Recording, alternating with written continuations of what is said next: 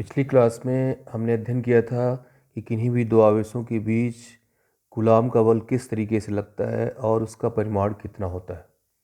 ठीक है ना।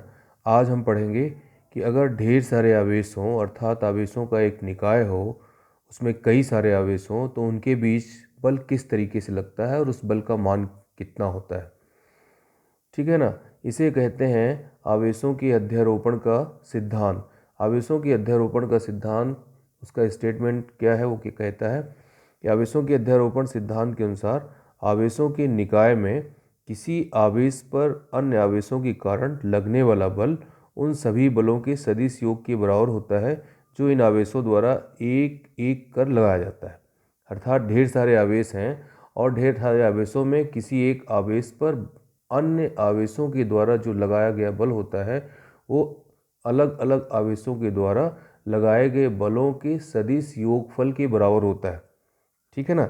ये समीकरण 1 में हम इसको देख सकते हैं इस तरीके से। Net force equal to vector F12 plus vector F13 plus and so on vector 1n के। ठीक है ना।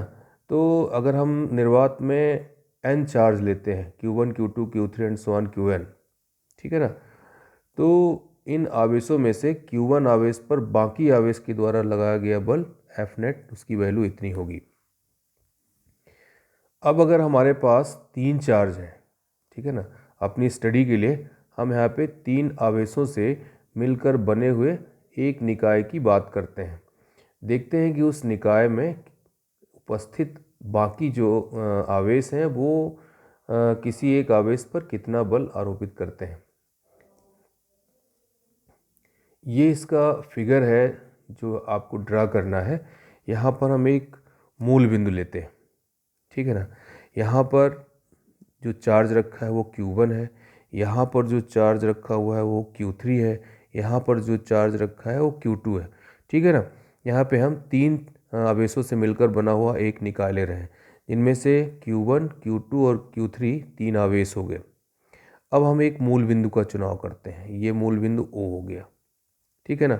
मूल बिंदु से 3 स्थित सदिश ड्रा करते हैं। सबसे पहले Q1 का जो पोजीशन वेक्टर है, Q1 का स्थित सदिश हो गया R1, वेक्टर R1 हो गया, ये Q1 का स्थित सदिश हो गया।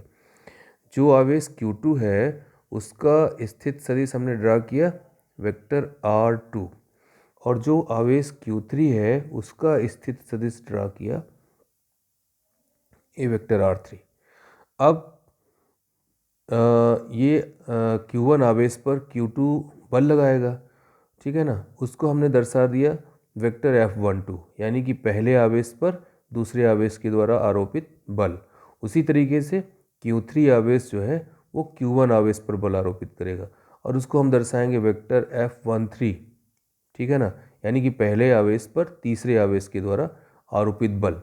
अगर 3 आवेशों से मिलकर बना हुआ निकाय है तो हम इसको ऐसे परिभाषित करते हैं कि जो है किसी एक आवेश पर जो आरोपित बल है बाकी अन्य आवेशों के द्वारा वो उनके सदिश योगफल के बराबर होता है। ठीक है ना।